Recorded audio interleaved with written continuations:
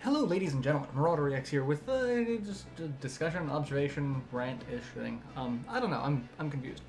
So the full lists for the PlayStation 1 Classic have been announced, and they're different lists for different regions. North America gets one set of games, Japan gets another. And yeah, the list makes very little sense to me, because there's a lot of games on here that are like, okay, but why though? And there's a lot of games not on this list, but for really good reasons. Let's take a look at the North America list first, because that's what most of my audience is going to be getting. So we've got Battle Arena Toshinden, Cool Borders 2, Destruction Derby, Final Fantasy VII, Grand Theft Auto, Intelligent Cube, Jumping Flash, Metal Gear Solid, Mr. Driller, Oddworld, Abe's Odyssey, Rayman, Resident Evil Director's Cut, Revelations Persona, Ridge Racer Type 4, Super Puzzle Fighter 2 Turbo, Siphon Filter, Tekken 3, Tom Clancy's Rainbow Six, Twisted Metal, and Wild Arms.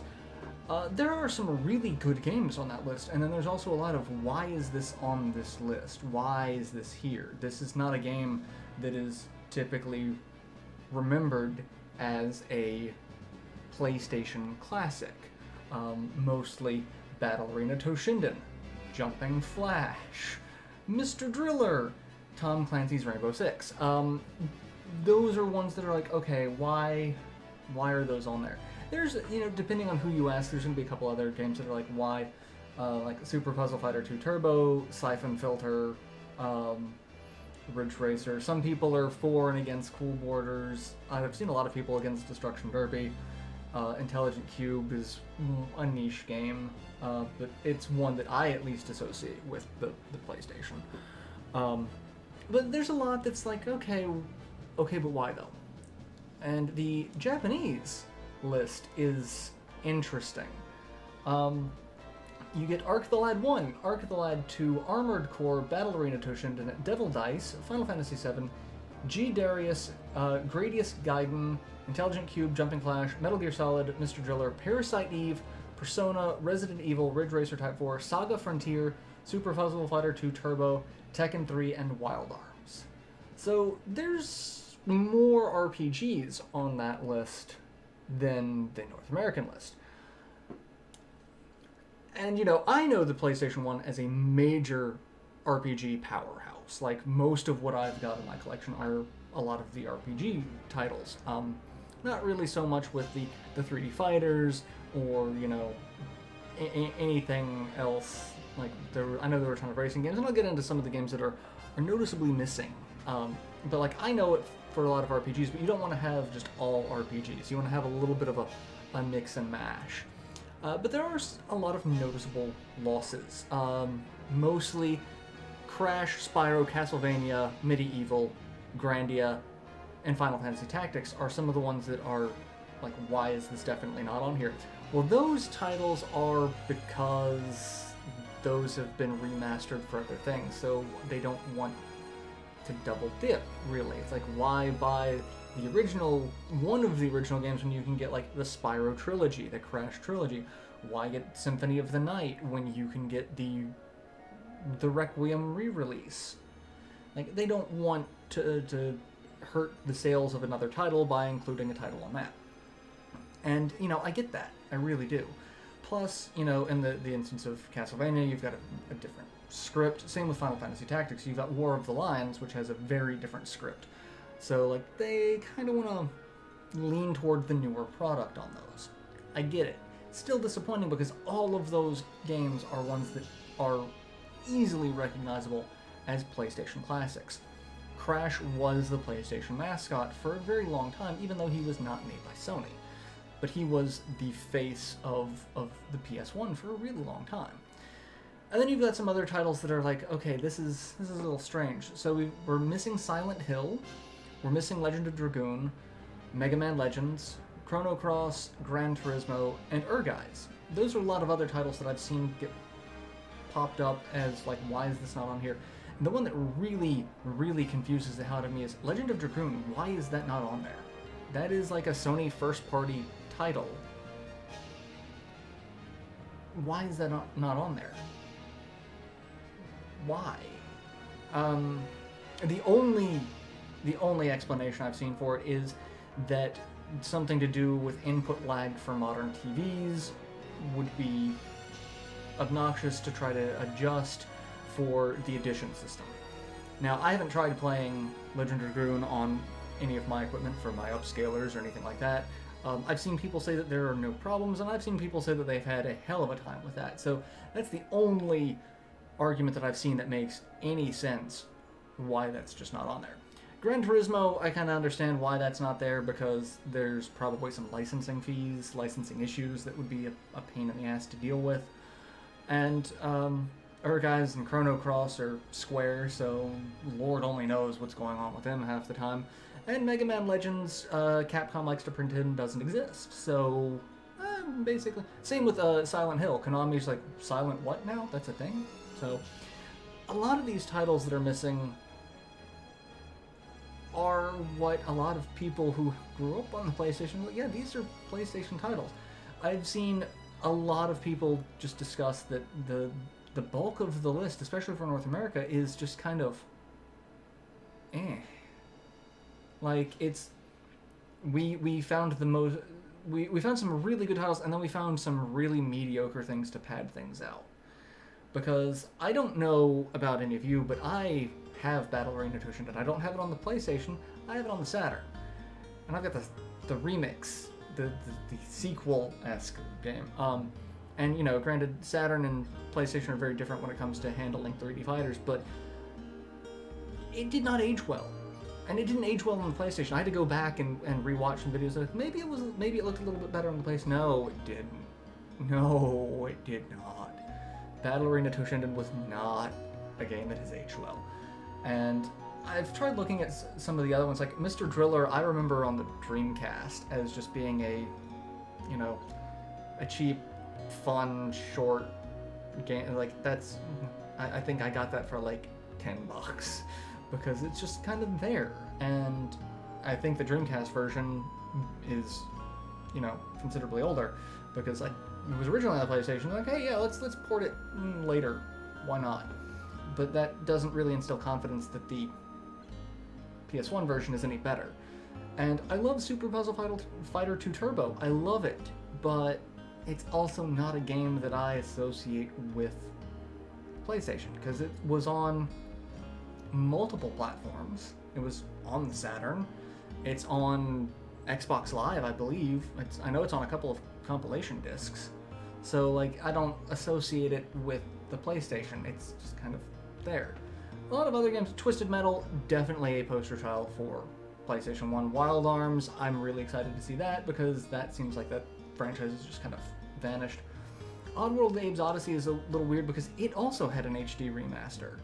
So that's surprising to me, given the fact that all the other games didn't have an HD remaster, or all the other games that did have an HD remaster aren't making the cut. Especially the notable ones like Crash and Spyro. Grand Theft Auto, I guess. That was the first Grand Theft Auto was a little bit before my time of paying attention. So, but like so many other games, I just don't know. I don't know. I mean, Metal Gear Solid, I can see that being a just classic PlayStation game, but it's just a weird list. Like, I know if I were to say this is the list that I want, it would be mostly RPGs, and mostly because I feel like a lot of the RPGs for that generation aged better than anything else. A lot of the 3D graphics that are used for early games like that just don't age particularly well. Going back and replaying some of these games, like, oh, that's the thing. Like, I have Chrono Cross on my list of notable absences, and I've gone on rants about Chrono Cross, but like, it is a PlayStation game. Like, it is a PS1 classic, and it's surprising that it's not on this list. Same with Legend of Dragoon. Like, Grandia was released in North America on the PlayStation 1 only. It was released in Japan on the PlayStation 1 and the Saturn. But like, that, for most North American audiences, the Grandia, that's a solid PlayStation classic. but they're getting ready to do a HD remake of Grandia 1 and 2 for multiple platforms, so like I can see. But like, I'm really surprised. This seems about what I was expecting, especially since the PS1 Classic doesn't have the DualShock controller. There are going to be a lot of games that aren't going to be able to be on this. I mean, Gran Turismo might also require the DualShock, same with Guys, Mega Man Legends. I don't know. I have to go and actually look at the cases to see what is actually required, because they used to print that on the back of the case. And really, it's just hard for me to think about the PlayStation 1 not having the DualShock, because by the time it became super popular, you know, amongst my circle of friends, like, the DualShock had just come out. That was what the huge selling point was. Had some really good analog controls. And without that, like, you can't get Ape Escape. And Ape Escape is another title that I'm like, that is solidly a PlayStation classic. So, I mean, to me, the Japanese list sounds far, far better because it's got a few more RPGs. Like I said, I personally feel like the RPGs aged a little bit better than things like Battle Arena Toshinden. And like, looking at those, like Rayman, Rayman's fun. It's a good game, solid platformer. Metal Gear Solid, I'd say probably didn't age well, but you can look past it for the interesting gameplay and story. You know, Twisted Metal probably didn't age well, but it's also fun. I actually have Twisted Metal 3, and I go back and play it every so often. So like, I get it. But like, it really does seem like the Japanese list had a little more effort put into it to find games that don't feel as filler-esque. Whereas the North American list was like, okay, we've got like 5 or 6 really good games, 4 or 5 mediocre games, and then just whatever else we could get a license to. And given that this thing is $100, it seems a bit much. I mean, I know if you went on PlayStation Network and tried to buy all of these games as PS1 classics, you'd probably spend far more than $100.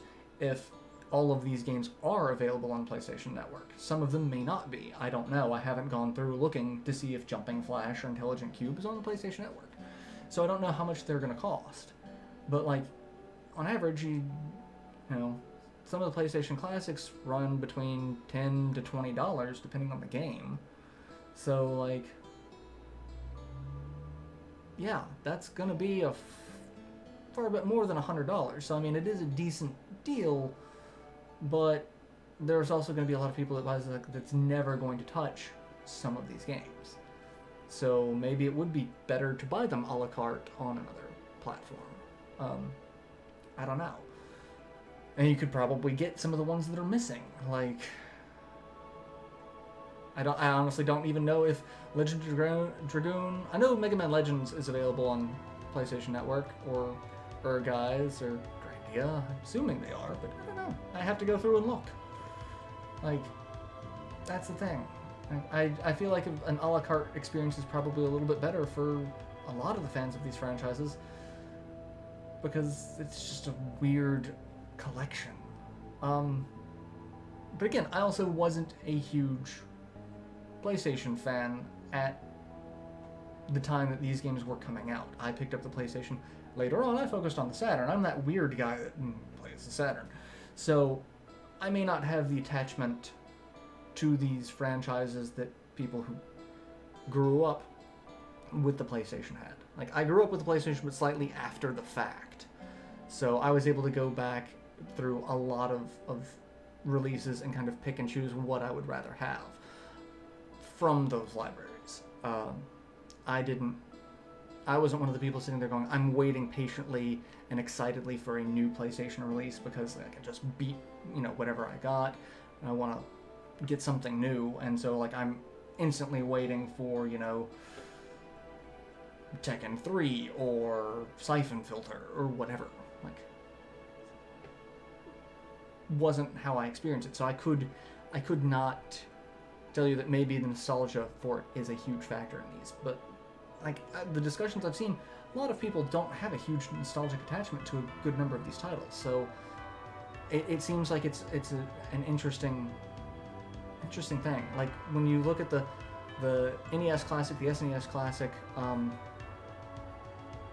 a lot of those have a lot more nostalgia, even to people who didn't grow up with those consoles. Like, I did not grow up with an SNES, but like those are, you know, undeniably Nintendo titles. Like, those are ones that you look at and it's like, this is a great title. This is one of those titles that did help define the console, be it a first party or third party title. There was never too much question. Like, I didn't look at any of those games and think, okay, why is that there? There were games I'm like, I wish this were here. Why isn't it?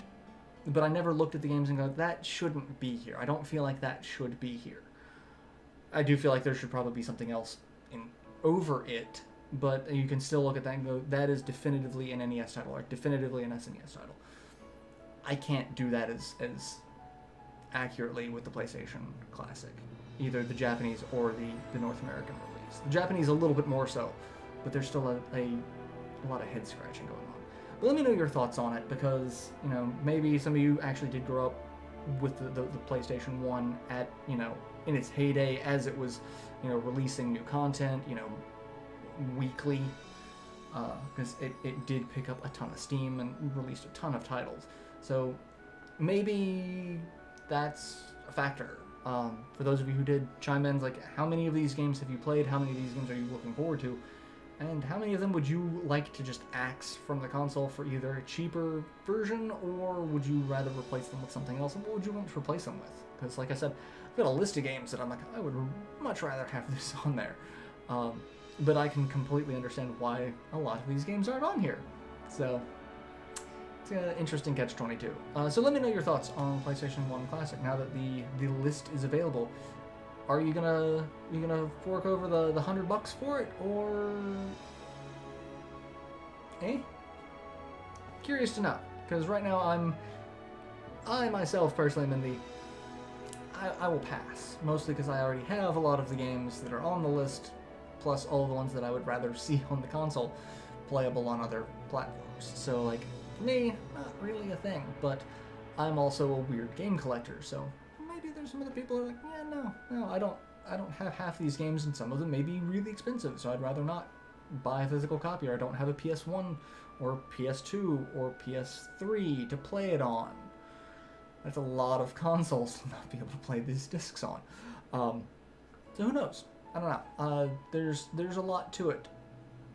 And like I said, with the previous video that I did on this, maybe I'm missing something. I don't know. There could be something that just I'm just not seeing in the right light. We'll see how it goes.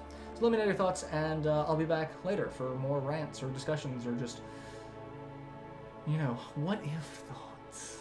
So till then, later everyone.